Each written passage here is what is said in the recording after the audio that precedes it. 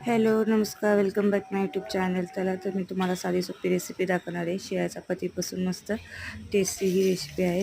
तेल गरम केलं की त्यात जिरं मोहरी कढीपत्त्याचा तडका द्यायचा आहे.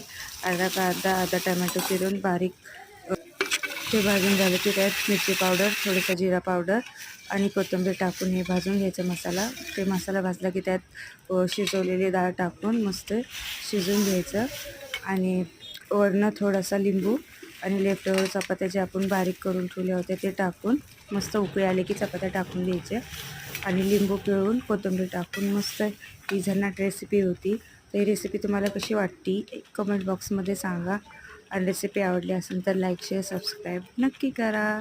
थँक्यू.